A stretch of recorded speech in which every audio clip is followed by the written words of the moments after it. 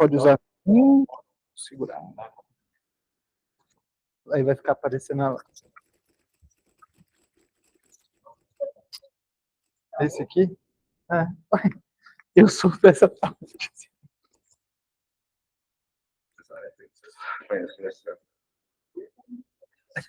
Obrigado, hein? O Gabriel está com 28, consideração paliativa no sofrimento social. Bom, pessoal, então, boa tarde. Hoje a conversa acho que vai ser muito mais sobre sofrimento existencial e sobre sedação paliativa do que sedação paliativa no sofrimento existencial, mesmo porque isso é muito controverso na literatura, tanto do ponto de vista bioético, a gente vai falar um pouquinho disso, quanto de evidência. Será que isso funciona? Será que isso não funciona?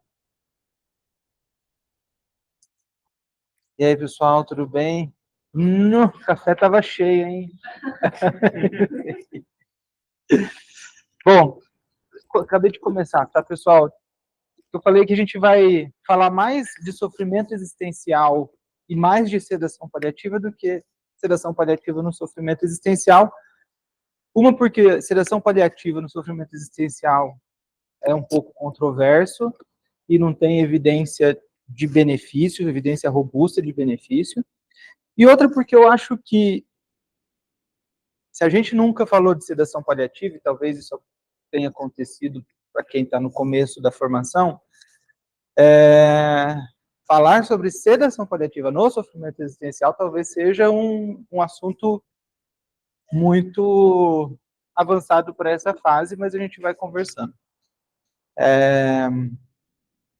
E outra porque o sofrimento existencial também é uma coisa que a gente não conversa muito, né? A gente não sabe muito o que é isso, o que é sofrimento existencial e tal, então vai ser uma conversa muito mais para a gente abrir um pouco a cabeça para a existência, tudo bem? Então, sintam-se à vontade para falar, discutir, trazer exemplos, eventualmente filosofar, e estamos todos abertos aí a essa discussão, tá bom?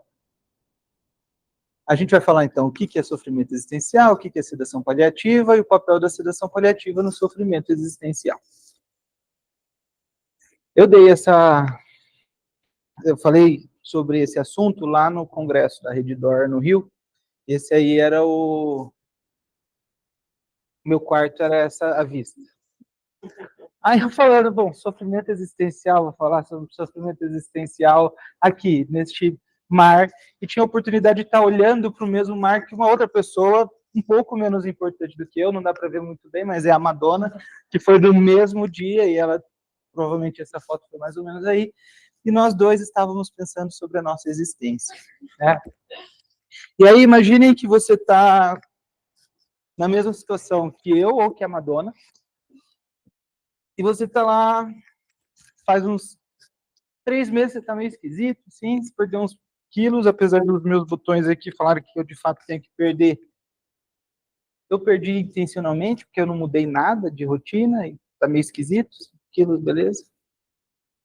E aí eu vou para o congresso, ou vou dar um show para 1,5 milhão de pessoas, e de repente me dá muita vontade no banheiro. E tá esquisito, porque eu não costumo ir ao banheiro fora de casa. Para mim isso não existe, não acontece. Mas aconteceu e eu fui. E aí, de repente, enterorragia. Eu sou médico, intensivista, e isso pressupõe um pessimismo absurdo. E aí imagina, e vocês todos são, né? Então imagina o que vem na nossa cabeça. A partir disso, assim, puta, eu tava perdendo peso, e aí de repente tenho enterorragia, tô aqui no Rio, vendo essa paisagem, e aí eu fiz esse experimento mental de o que possivelmente passaria na minha cabeça aí, né? Aí, angústia da incerteza. Puta que pariu, isso deve ser um câncer, né? E Será que é um câncer avançado? Deve ser, porque eu perdi 5 quilos. Então, puta merda. E aí eu vou para quem que vai cuidar de mim? Se for um câncer e eu precisar ser internado, ou ser operado, ou ser anestesiado, que é o pior, né? Vai me anestesiar. Brincadeira aos anestesistas. Putz, talvez eu vou morrer antes do que eu imaginava que eu fosse morrer. Estava pensando aí numa vida de 60 anos pela frente, não sei o quê, mas se for um câncer metastático, talvez eu morra antes do que eu imaginava que eu gostaria.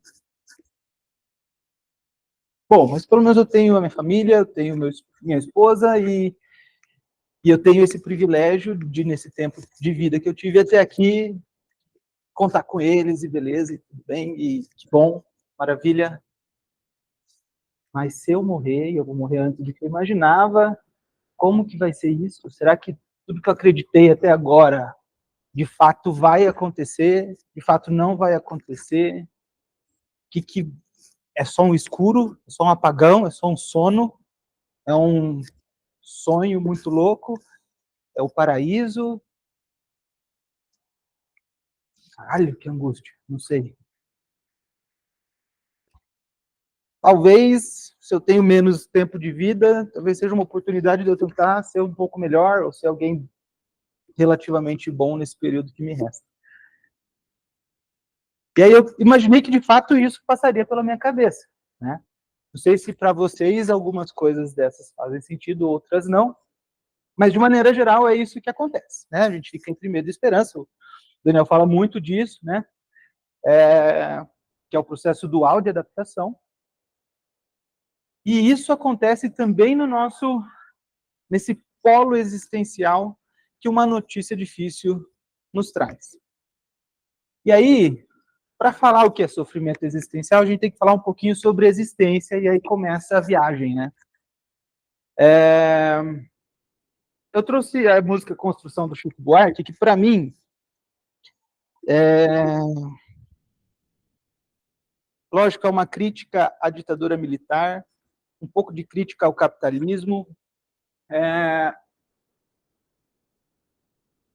mas para mim fala um pouquinho em relação à existência, do pouco que eu sei, até meio puxando para Sartre, né, de que a gente não tem muita, a gente tem a liberdade de entender a nossa existência, né, é a nossa responsabilidade enquanto pessoas entender a nossa existência, o sentido, dentro de um mundo que por si só não tem sentido. Meio, né? E essa música, não sei se quem não ouviu, ouça, de preferência de fone de ouvido, que é para mim, essa é uma obra de arte absurda, assim, esse casamento de som e de letra, e é fantástico.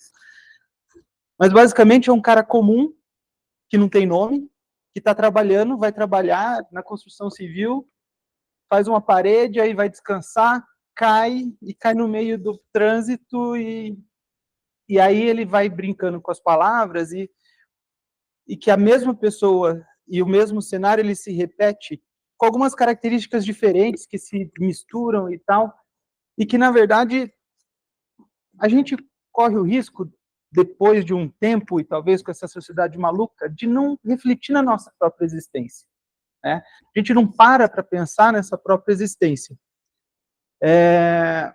E o que é essa existência? E a gente acaba virando uma coisa só, um ser sem nome, e talvez a gente entra para Sartre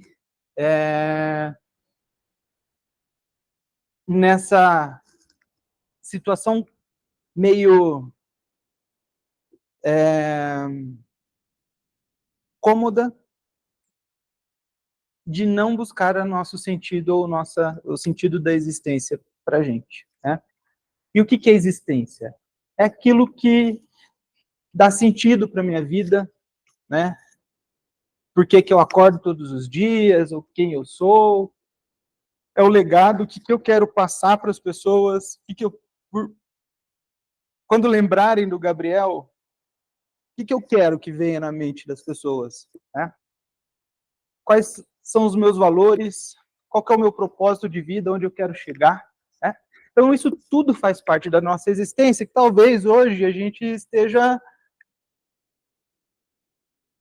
sem, de fato, pensar na nossa existência, né? E aí, o diagnóstico de uma doença grave traz o que Sartre fala que é a angústia, que é quando você percebe que falta sentido ou que você se pergunta qual é o sentido da tua vida e o que é a existência para você, né? Então, você tem uma oportunidade de pensar na sua existência. E pensar na sua existência pode trazer coisas boas ou coisas ruins, do tipo, talvez eu nunca tenha pensado na minha existência, talvez eu nem saiba qual que é o sentido da minha vida. Que coisa maluca. E aí isso expõe, então, a fragilidade da vida e a inevitabilidade da morte. E aí gera uma urgência em responder questões sobre a existência e essa angústia que, eventualmente, isso pode acontecer. E, a partir disso, a gente volta lá para os pensamentos pré-socráticos do que sou eu, quem sou eu, por que estou aqui, o que esse mundo, o que é o mundo além. E aí vem a filosofia, que a gente não... Um pouco de filosofia, um pouco sobre pensamento humano, de fato, né? A gente... Isso é o que também nos diferencia aí. E aí, quais são os meus valores, os meus sentidos e o propósito? E aí, dentro da experiência existencial, a gente tem um espectro possível, né?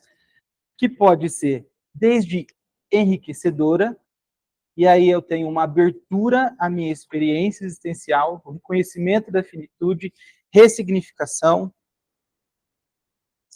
de eu pensar que de fato eu tenho um sentido, ou se eu não tenho sentido, eu quero construir um, né?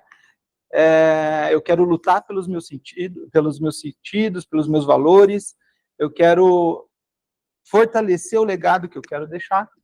Pode ser neutro, e aí eu vou ficar na ambivalência entre medo e esperança, isso é totalmente natural e esperado, né?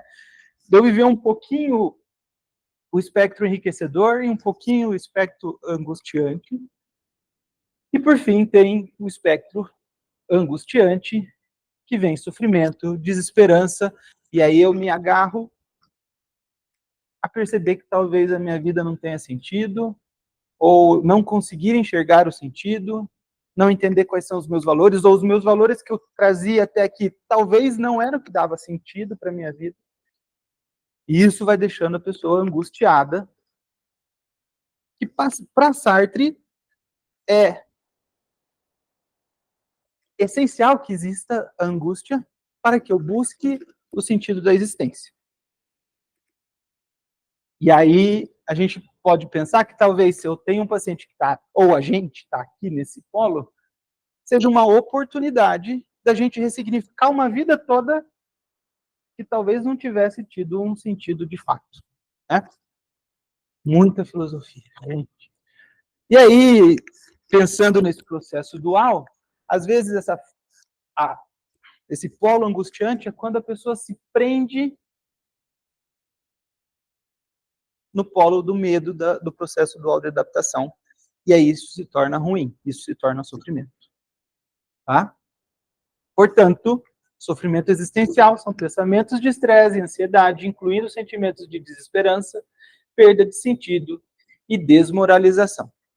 Lembrando que não existe uma definição certa e absoluta sobre o sofrimento existencial. Essa é a que traz essa revisão de escopo desse ano. Tudo bem?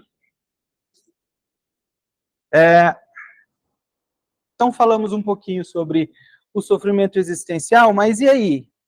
Ele é presente? É uma coisa que eu tenho que lidar? A primeira coisa é que 13 a 18% das pessoas com doença grave vão ter sofrimento existencial e provavelmente isso é subdiagnosticado. E isso pode exacerbar sintomas físicos e psicológicos e levar a um desejo pela morte, independente da fase da doença.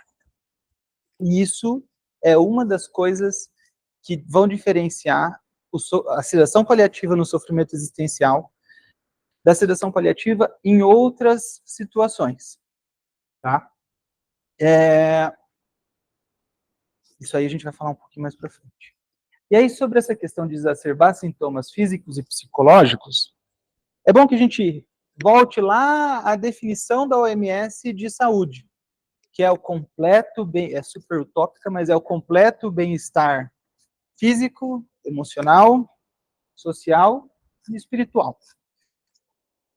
E a dimensão existencial, ela acaba englobando um pouquinho o espiritual, que não é necessariamente religioso, mas inclui a religião, o social e o psicológico. Então, se a gente quer ser promotor de saúde para os nossos doentes, talvez faça sentido a gente pensar em sofrimento existencial. Vocês já ouviram falar de dor total? Quem aqui pode tentar trazer o conceito da dor total?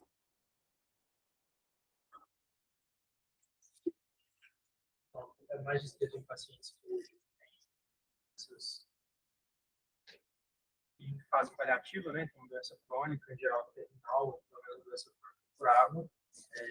A pessoa engloba sofrimento e dor em várias facetas diferentes da saúde. Então, uma delas é a dor física, mas também presente dor social, né, a dor existencial também, e dor emocional, se não me engano. Uhum.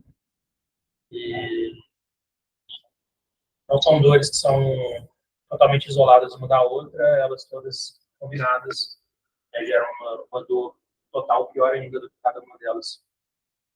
Ótimo. Estão conectadas. Perfeito. É por aí. A dor total é um conceito da Cicely Saunders, fundadora do movimento do hospice, lá na Inglaterra, década de 60, uma das fundadoras do cuidado paliativo, e que ela fala justamente isso, assim, é um paciente, o que é a dor total? É dor, o paciente sente dor, ele tem motivo para ter dor, mas o completo tratamento dessa dor, desse sintoma, que é mais descrito, ela trouxe dor, mas algumas pessoas colocam isso para qualquer tipo de sintoma. Você só vai conseguir tratar, é o tipo de dor que você só consegue tratar se você aborda outras dimensões e não só dando opioide, por exemplo. É aquele paciente que você está dando opioide e ele não melhora. Puta, mas caramba, o paciente está recebendo metadona 30 de 8 em 8, está recebendo fentanil, bomba de ketamina, já fiz de tudo, bloqueio, não sei o que, e o paciente continua tendo muita dor, né? Lógico, pode ser alguma coisa que ele, de fato, tenha dor por falta de analgésico ainda? Pode, mas isso é muito raro. Provavelmente é porque tem alguma outra dimensão que você não está conseguindo abordar. Às vezes é um sofrimento social, um sofrimento psicológico, um sofrimento espiritual, que se você não abordar aquilo, você não consegue tratar a dor propriamente dita. Então, esse é o conceito de dor total, não necessariamente que é o tipo de, é a dor espiritual, ou sofrimento espiritual, ou sofrimento psicológico. A descrição inicial foi de um sintoma, dor, que não é possível de ser completamente sanado se você não sana outras coisas relacionadas a essa dor. Por exemplo, um cara que sei lá, tem uma dor fantasma, no membro fantasma, por um osteosarcoma, que teve que amputar, E o cara, ele era o cara que organizava o jogo de dama na pracinha na frente da casa dele. E por causa disso, ele mora no terceiro andar de um prédio que não tem elevador, ele não consegue mais ir jogar dama e organizar a dama. E ele acaba tendo muita dor fantasma, porque toda vez que ele tem dor, remete à incapacidade dele social que ele tinha há pouco tempo atrás. E aí você coloca gabapentina e lá, não melhora. Talvez uma forma de melhorar seja traz a galera da dama para casa e faz ali, ou uma forma, e possibilita voltar a dama. Talvez, isso seja uma forma de você conseguir atingir o controle de dor. Não que você não vá dar gabapentina. Você vai dar gabapentina, mas você vai ver outros aspectos relacionados a esse sintoma. E aí, aqui, o sofrimento existencial pode ser uma das coisas que estão exacerbando os sintomas físicos e psicológicos, a ponto de você não conseguir tratar, tá certo? E aí, ele é insuficientemente reconhecido e subtratado. Inclusive, eu faço aqui um questionamento. Quem aqui já diagnosticou sofrimento existencial? Se ele está presente em 13 a 18% no mínimo de pessoas com doenças graves.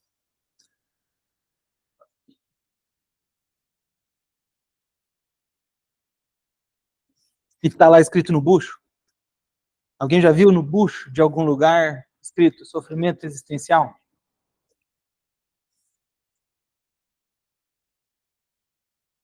Particularmente, a gente consegue ter na cabeça um monte de paciente que a gente já tratou, que a gente retrospectivamente fala, isso é um sofrimento existencial, mas quantas vezes a gente de fato abordou isso, né? Tem muitos problemas, a gente vai falar, é difícil de diagnosticar porque não tem critérios diagnósticos de sofrimento existencial. Isso é um diagnóstico feito multidisciplinarmente. Então, como identificar? Não tem critério estabelecido, existem desafios existenciais, mais do que 4, mas os principais são esses, colocados na literatura, que é o desafio da mortalidade e finitude, que quando a pessoa ela se encontra com isso, ela passa a ter medo da morte ou de morrer, incerteza do futuro, pânico, pavor, angústia, transtorno de ansiedade. Eu cuidei de um paciente, quando eu trabalhava mais com cuidados paliativos, lá em Cascavel, que o paciente ele tinha medo de dormir, porque ele tinha medo de não acordar. E era um sofrimento absurdo, impossível. Ele não conseguia sequer fazer terapia porque ele estava com muito sono, porque fazia dias que ele não dormia, porque ele acordava desesperado depois de 10 minutos de um cochilo. Ele não conseguia entrar no tratamento. E eu não conseguia sedar ele, porque ele tinha medo de dormir, e consequentemente medo de morrer. Então, isso é uma coisa que pode acontecer. Pânico, pavor, angústia, transtorno de ansiedade. Isolamento ou conexão. A falta de isolamento, a falta de conexão ou medo de perder essas conexões. Isso pode causar retraimento social, solidão, conflito, disfunção familiar, insegurança, isolamento, falta de apoio familiar, apoio insuficiente. E aí aqui tem as pessoas que eventualmente têm medo de ficar sozinho, por exemplo, né? Às vezes aqueles pacientes que ficam chamando, ou que falam, fica aqui comigo e etc. Né? Liberdade de controle. Se imaginar perdendo o controle, perdendo a liberdade e aí, consequentemente, perdendo um pouco do sentido de vida, né? Necessidade obsessiva de controle, medo da dependência, não adesão aos tratamentos, medo de ser um fardo. Aquele paciente que está sempre desconfiado, aquele paciente que está sempre questionando, eventualmente sai como chatão, mas que talvez isso seja um sofrimento existencial, por medo de perder a liberdade e o controle. E perder significado ou não enxergar o significado da vida, não ter sentido, e aí aquele sensação de inutilidade, de desesperança, de que, quero morrer e não serve mais nada, minha vida é uma bosta, eu não tenho mais ninguém não sou bom para mais nada, talvez um peso de papel, mas nada me, né? Então, e aí desmoralização e transtorno depressivo.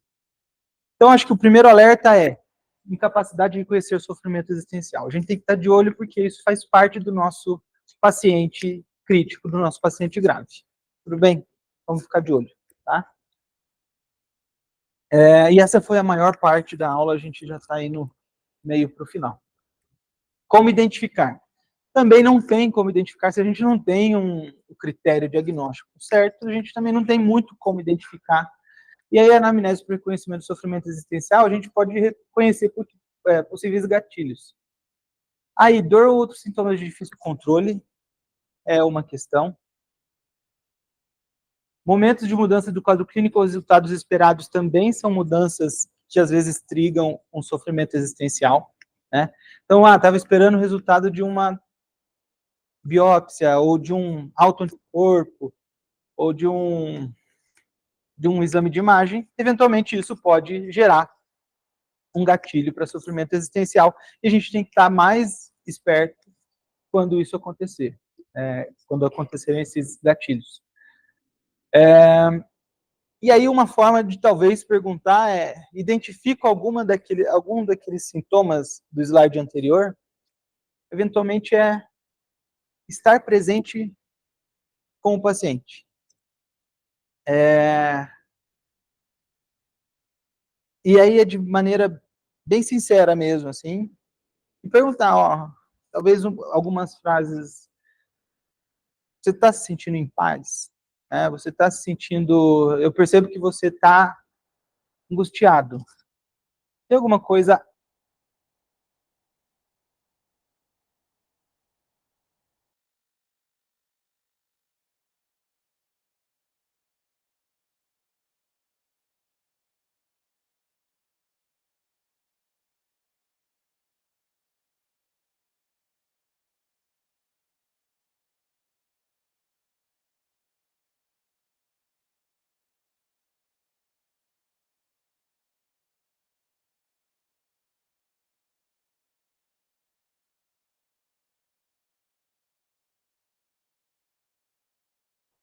Beleza. E aí, como tratar?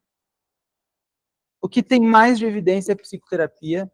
E aí, os tipos de psicoterapia são as terapias baseadas em busca de sentido. E aí, centrada no significado.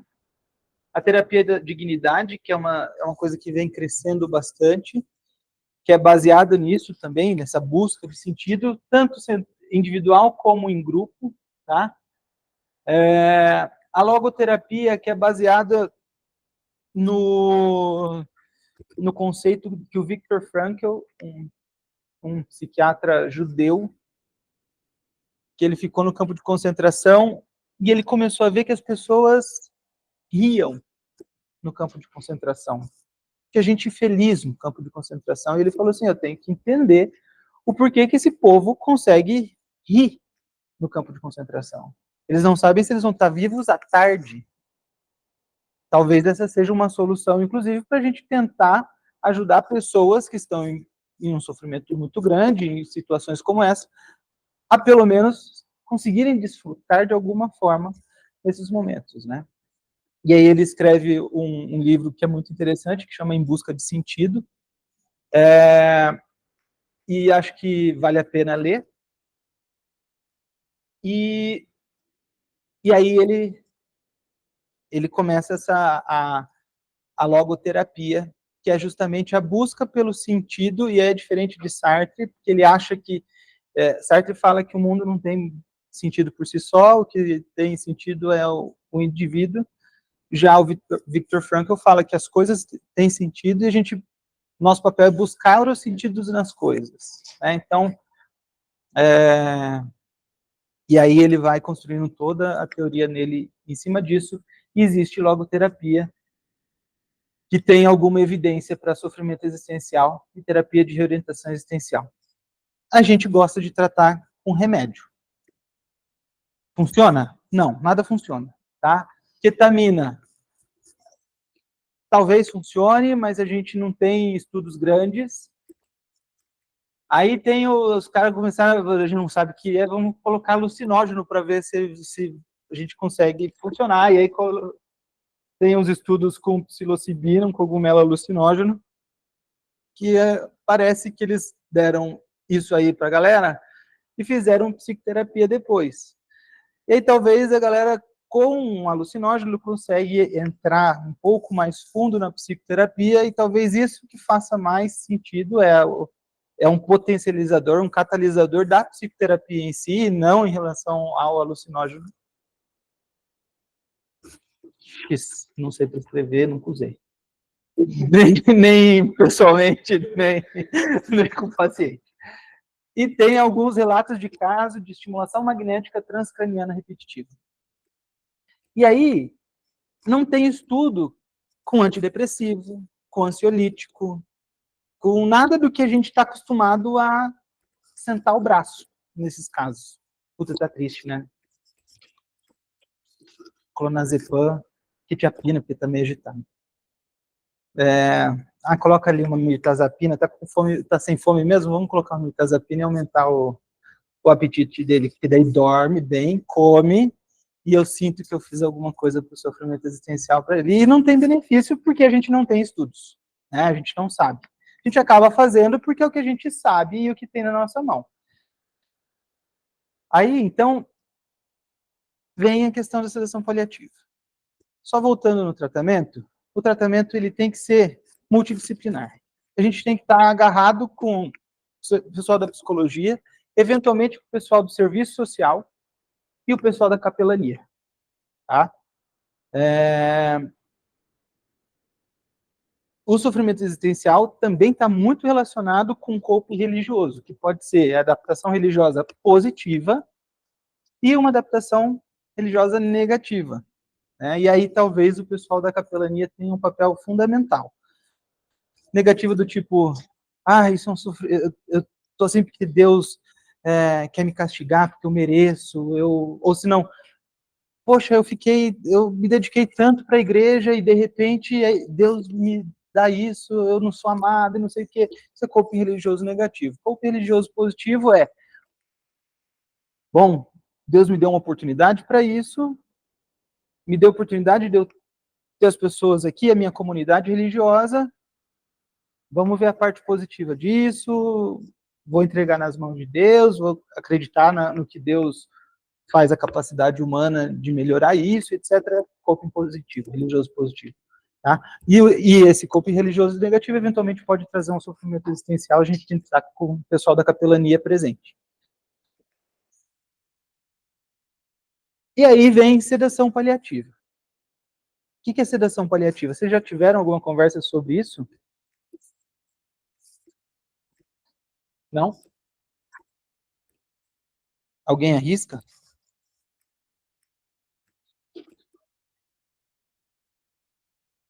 Não vale ler, né? E aí...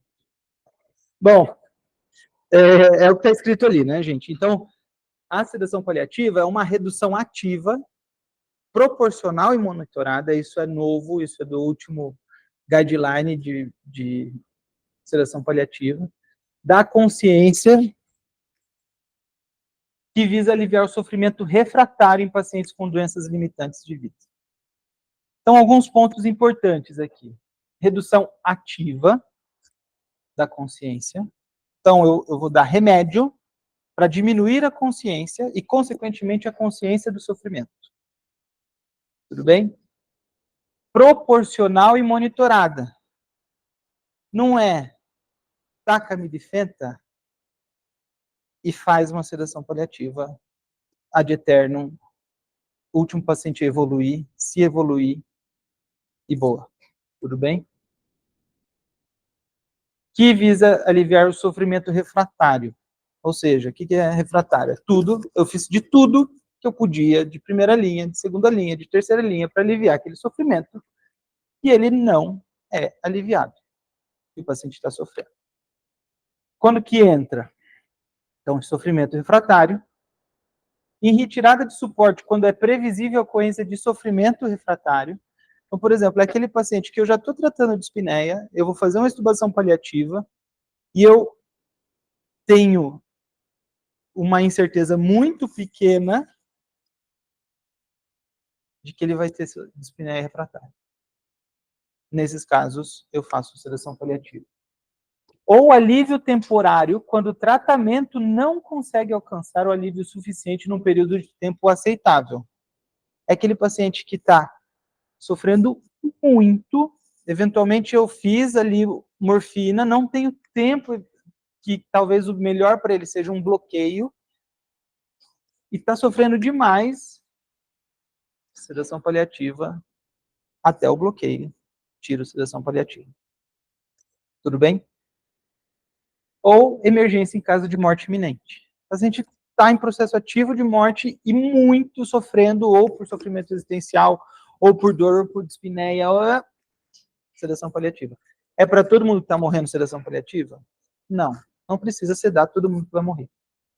Tá? Pelo contrário, é para o sofrimento refratário. Tá? E aí o objetivo da sedação paliativa é aliviar o sofrimento. Não tem nenhum momento aqui sedar para morrer ou provocar a morte, né? Não é encurtar a vida, é aliviar o sofrimento refratário. Mas o que é sofrimento existencial refratário? Se até agora a gente não sabe nem o que é sofrimento existencial e nem o que é a primeira linha. Como que eu vou determinar a refratariedade para um sofrimento existencial? Difícil. Por isso eu estou enrolando vocês desde o começo, né? É quando há uma falta de método que possa proporcionar o alívio adequado dentro de um período de tempo aceitável. E aí, quem vai falar para a gente que está muito ruim, está inaceitável e não consigo fazer psicoterapia, que é a primeira linha? O paciente. E aí, é paciente junto com psicologia, junto com assistência social, junto com capelania, juntos ali deliberando para isso. E às vezes tem que ser uma deliberação meio rápida, porque é um puta sofrimento. Tá? E aí vem o segundo risco, o segundo alerta, é a incapacidade em reconhecer a refratariedade do sofrimento existencial. Então, estar atento a isso. Se a gente nem reconhece o sofrimento existencial, quem dirá a refratariedade do sofrimento existencial? Oi.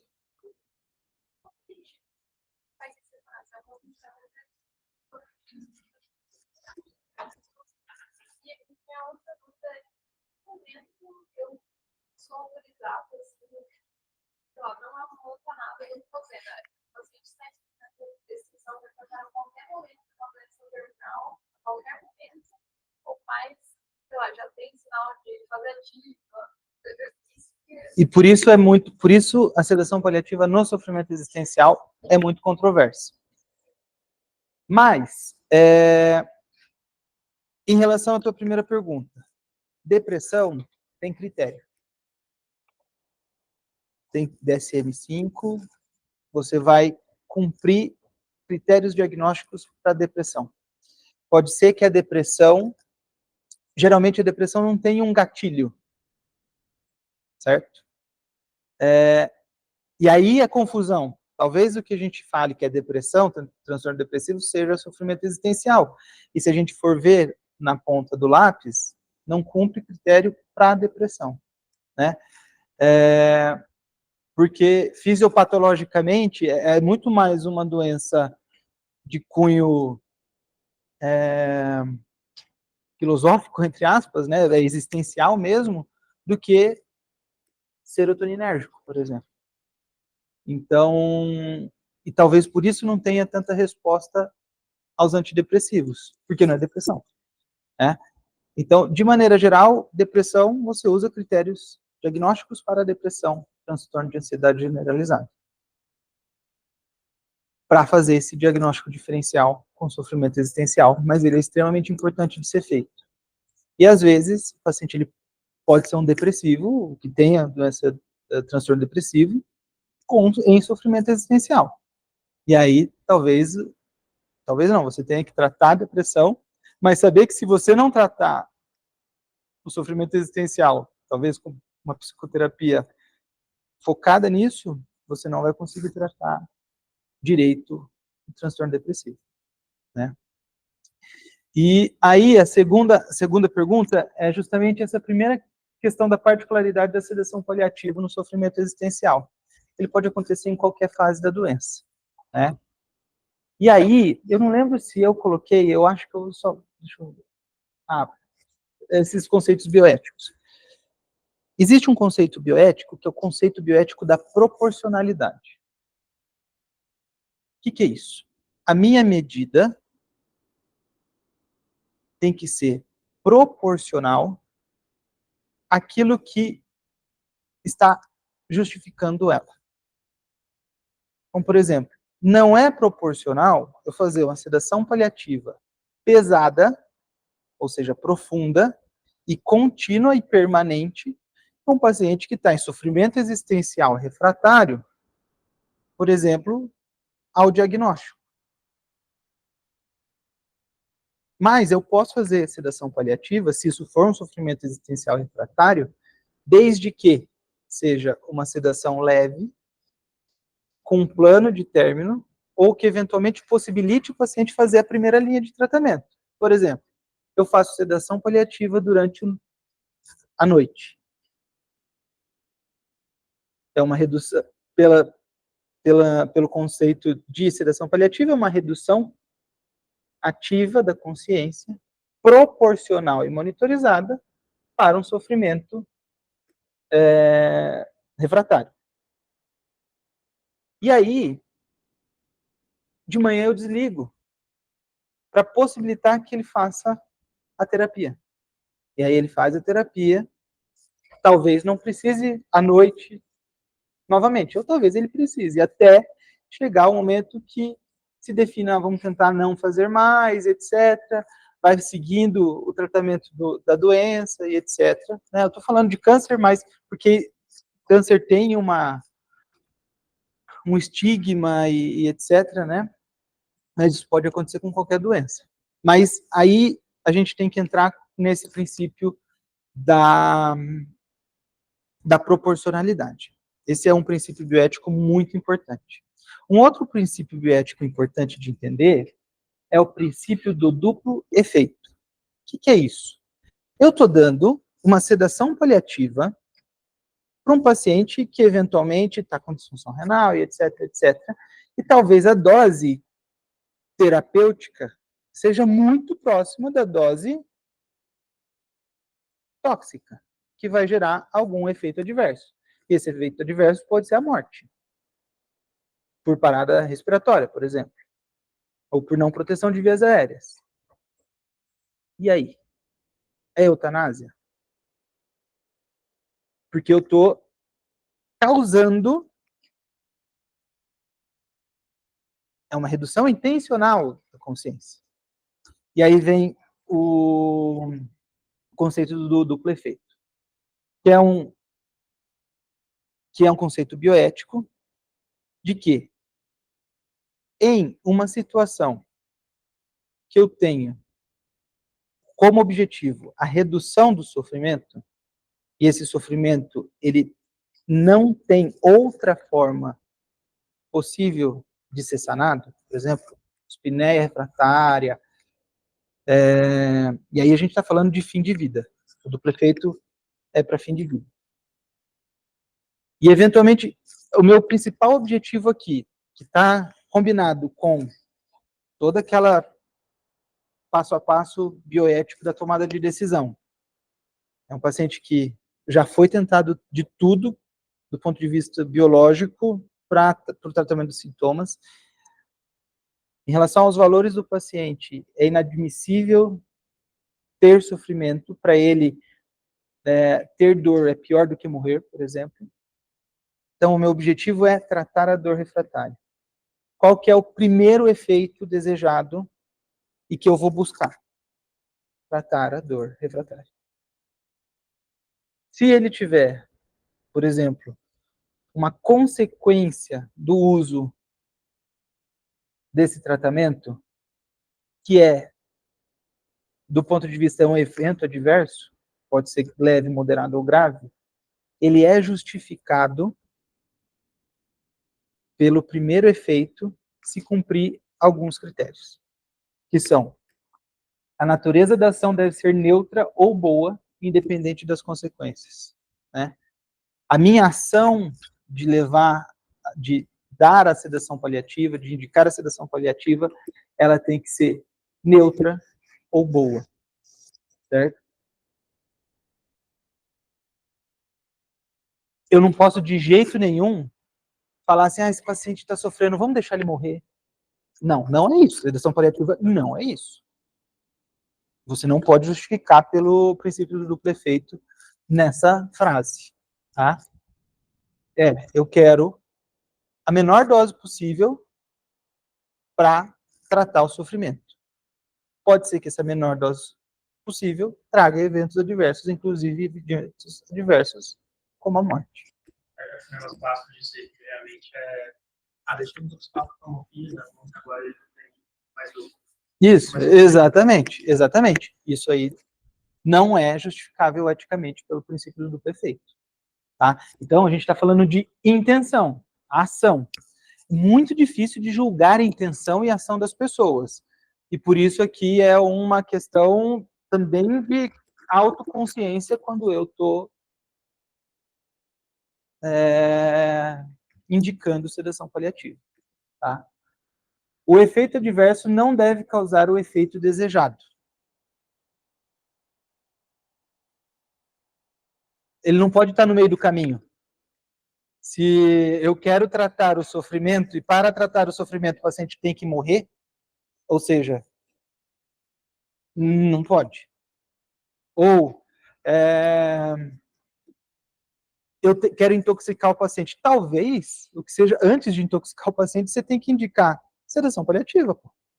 Você indica sedação paliativa sem intoxicar o paciente com opioide, porque ele foi refratário ao opioide. E não você usar o evento adverso do opioide para tratar a dispneia ou a dor. Tudo bem? A intenção do agente deve ser boa, de novo, e o efeito bom é suficientemente desejado para compensar o evento adverso. Foi a tua pergunta inicial. Puta, lá no começo do diagnóstico, fiquei sabendo que estou com metástase. Meu Deus, sofrimento existencial, nada cura. Vamos fazer sedação paliativa. E aí o paciente morre.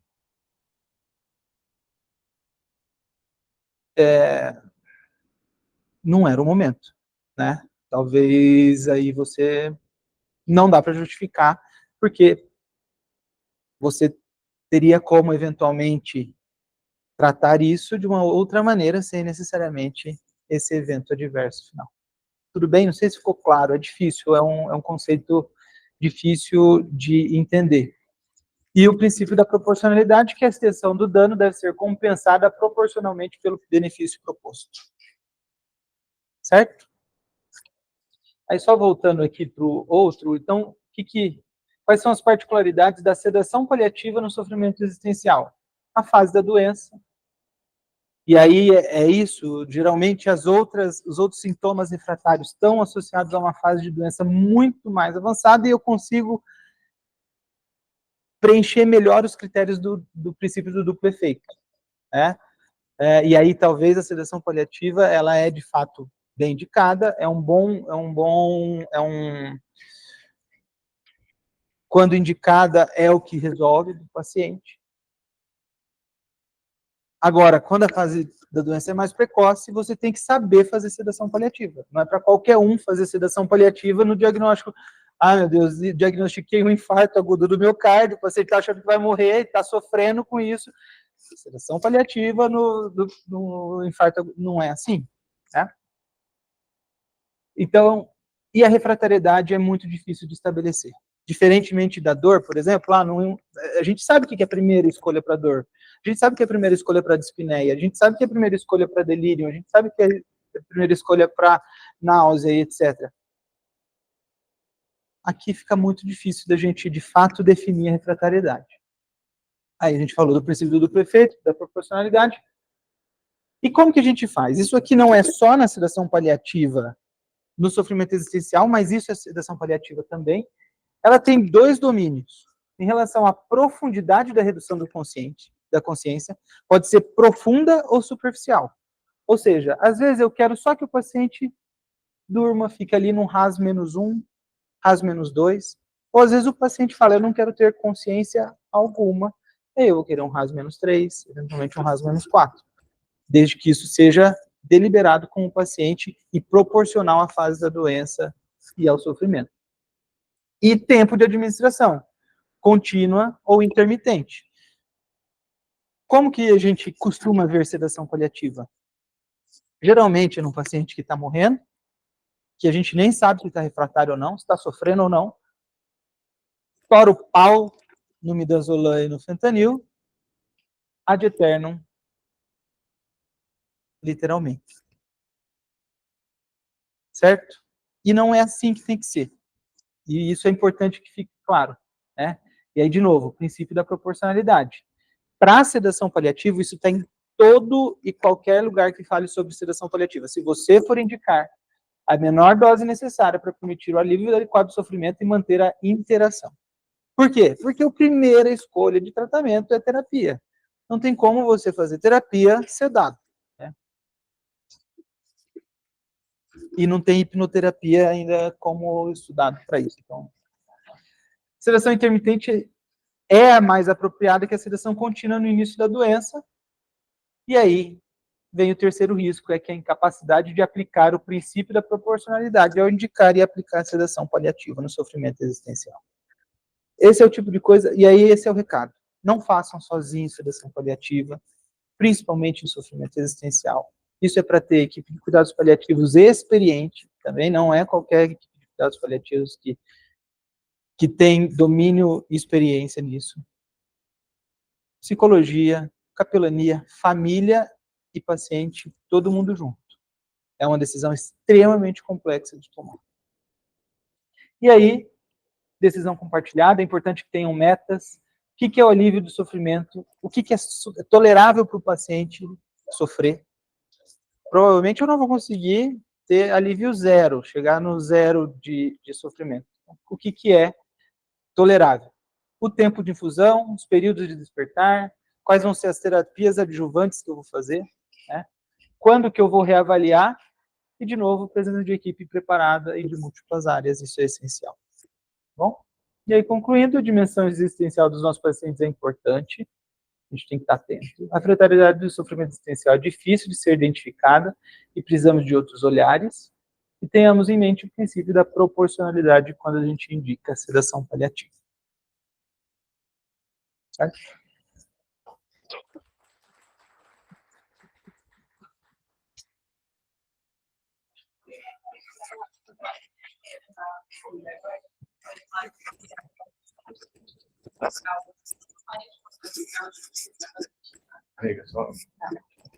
Um caso que a gente está vendo agora na UCI, que eu acho legal compartilhar, até pelo que você falou da multiprofissionalidade, né? É um paciente que a gente não interpreta como fase final de vida, na verdade agora está repensando quanto a isso, mas num primeiro momento não, mas é um paciente que tem uma doença, tem uma DRC crônica dialítica, e a nossa impressão é que ele estava tendo um sofrimento existencial muito importante. Foi chamada a equipe de cuidados paliativos, que primeiro fez um vínculo com ele, e hoje eles levaram uma terapeuta ocupacional também. E aí, o que ele tinha, assim, além da DRC dialítica, ele tem um déficit visual, já prévio, e tinha um déficit auditivo também de uma internação recente. A terapeuta ocupacional, conversando com ele, descobriu uma música que ele gostava muito, e que ele cantando ela, ele se acalmou, enfim, sem medicação, sem nada, e cantando ela se percebeu que, na verdade, a surdez dele é seletiva, ele responde, inclusive depois de tocar a música, ele começou a dizer para as pessoas falarem baixo, por que você está falando alto comigo? Não precisa disso, inclusive o déficit visual dele também é um pouco seletivo, quando ele mexeu no celular, assim, para procurar música, para pesquisar e tudo, ele foi altamente funcional, assim. Então, era algo que a gente nunca teria chego em todas essas informações sozinho, e foi muito legal ter a equipe acompanhando e percebendo, assim, a gente estava com dificuldade de manejar a medicação e tudo por conta disso. O que faz, né? Quetiapina e deixa ele dormir à noite e tá tudo bem. Só engraçado porque o guideline de 2018, se eu não me engano, de sedação e analgesia, uma das poucas coisas que tem evidência é justamente a musicoterapia. Então, não é uma evidência super robusta, mas, assim, de todas as coisas de, tipo, vídeos e tal, música é uma coisa que realmente tem um pouquinho mais. E aí, isso se a gente for pensar, assim, na verdade, é que talvez a arte nos faça pensar um pouco na nossa existência, né? E ela remete aos nossos pensamentos, e eventualmente quando a gente está lá pensando na vida e tal, é quando a gente está escutando uma música, a gente está vendo um filme, a gente está lendo um livro, e eventualmente, e aí que está, eu acredito muito, não sei as evidências, etc., mas isso é uma crença pessoal de que esse é o tipo de coisa que nos conecta a nós mesmos, né? Então, e é isso, assim, foi uma forma de você, essa teoria, ela entrou na existência desse cara, e aí, de repente, ela sarou um cego, sarou um surdo, e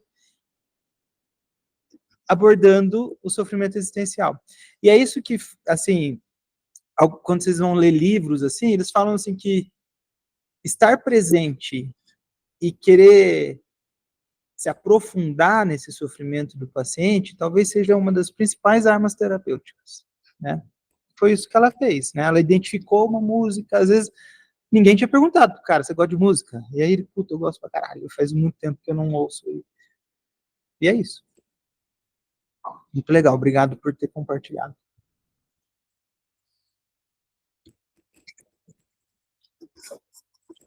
Mas é uma reflexão que eu estava pensando aqui, assim, hoje a gente são mais raros esse tipo de pacientes, mas os pacientes que têm doenças psiquiátricas já em fases bem avançadas, assim, depressão bem avançada, esquizofrenia bem avançada, e até que ponto a gente conseguia falar que entrar em cuidados paliativos por conta da doença psiquiátrica, assim.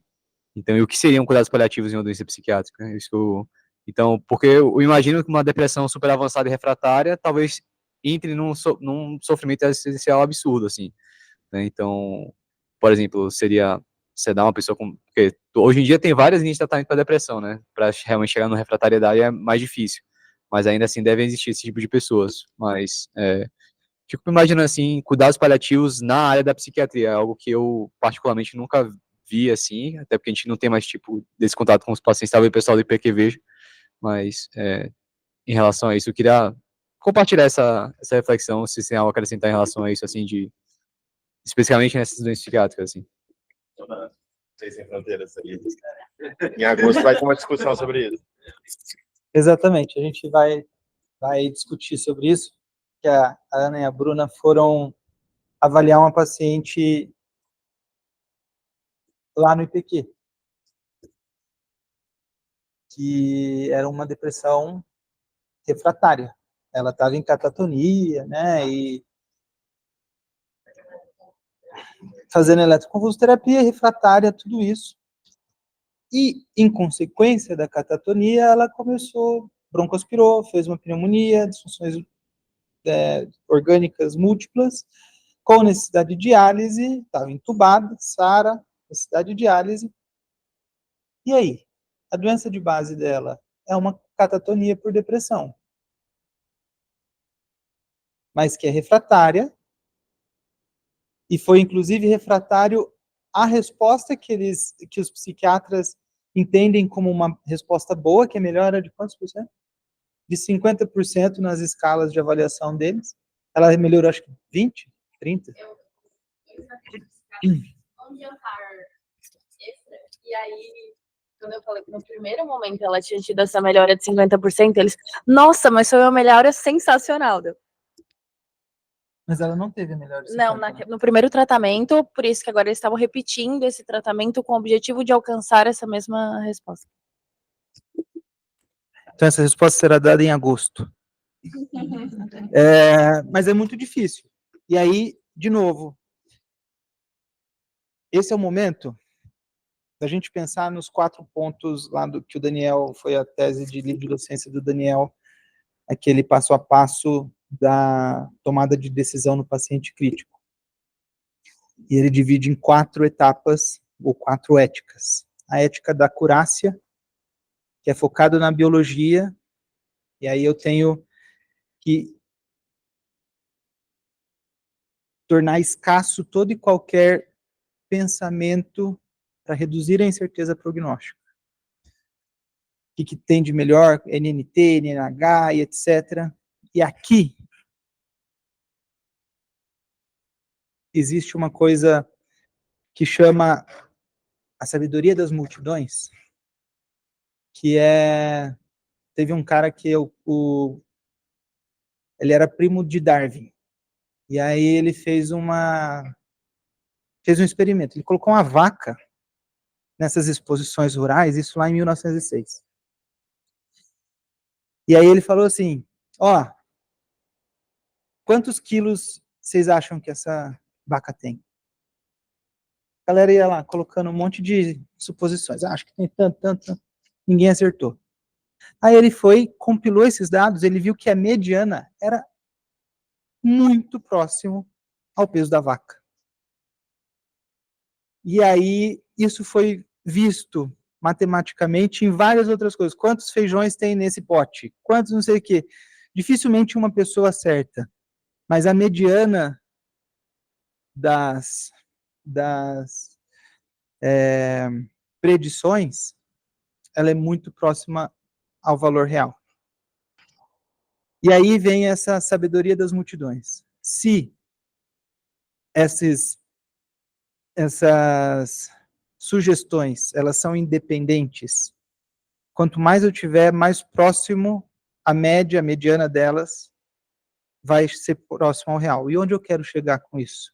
Aí tem a importância da gente compartilhar com os outros amigos especialistas, né? Então, não tem como fazer esse tipo de decisão sem estar com um psiquiatra muito experiente, porque a gente não vai conseguir passar da etapa número 1 desse processo de tomada de decisão, que é a ética da acurácia.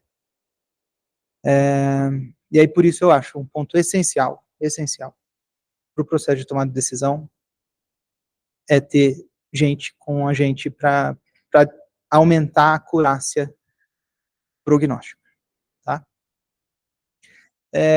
E aí, os outros passos, só para relembrar, é a ética da compreensão. Então, é eu entender a biologia, valores, o que é sofrimento, o que é pior que a morte, o que faz sentido para a vida daquele paciente, etc. Ética da consciência situacional. Pego biologia, pego biografia, vou em equipe multidisciplinar e entendo para aquele paciente, naquela doença, naquele momento, com aquelas opções terapêuticas, o que é proporcional, o que é potencialmente inadequado, o que é sugerido e o que é fútil. Depois disso, quarta ética, ética da deliberação. Eu vou, com isso, volto para a família, volto para o paciente, para ver se aquele planejamento de cuidado que a gente tinha falado, de fato faz sentido para o paciente e para a família. Tá? Então, eu acho que a gente tem que passar por isso, em qualquer situação. Nessas situações que são mais ainda sensíveis e que o que na verdade você trouxe? Você trouxe um grau de incerteza enorme.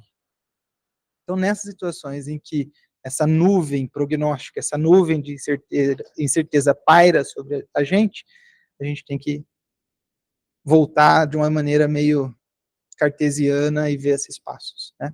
E dentro do primeiro passo, que é o principal, a base de tudo, sem essa você não consegue tomar uma decisão eticamente aceitável, é a ética da acurácia.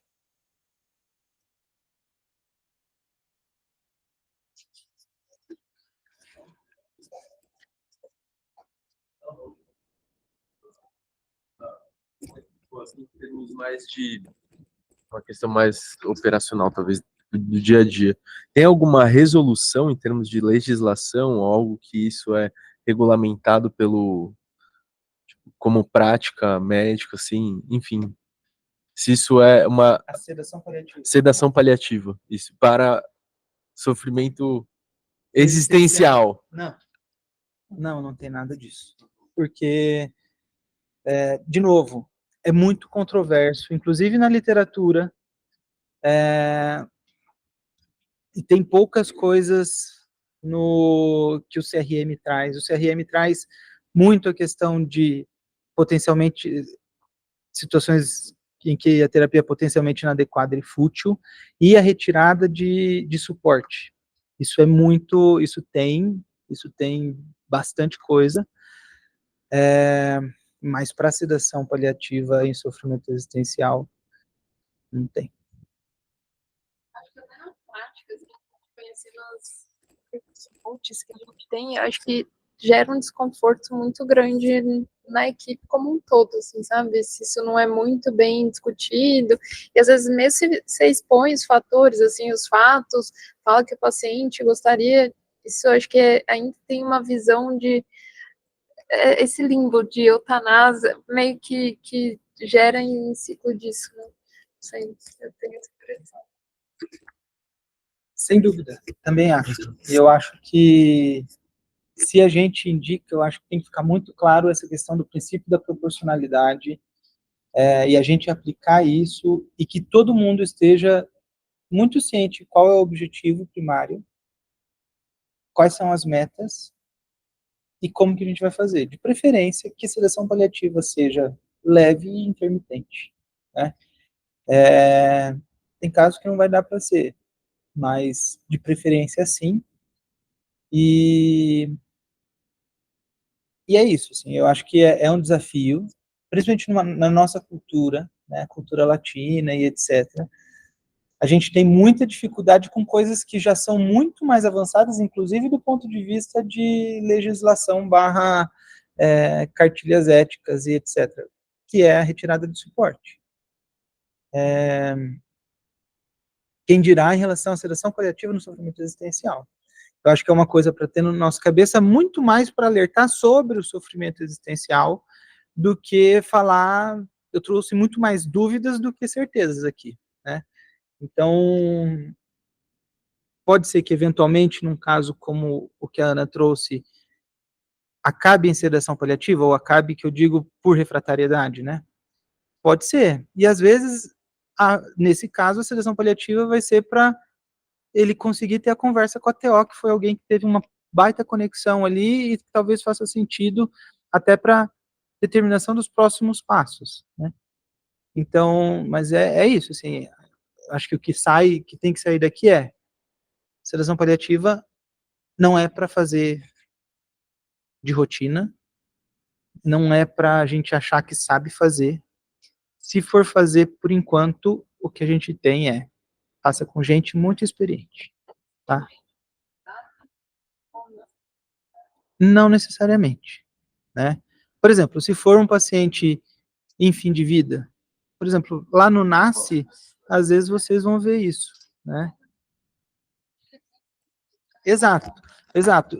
Por quê? Porque aí a incerteza é menor, as pessoas estão habituadas a esse tipo de questão, e também de uma maneira meio que socialmente, por conta de ser câncer, é mais aceitável.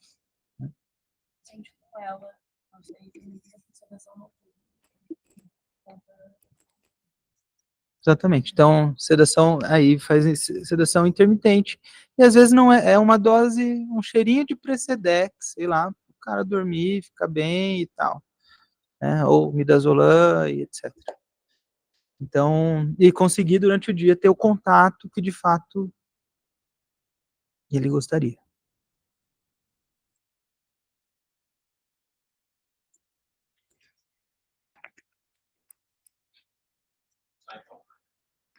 Valeu, gente. Bom almoço.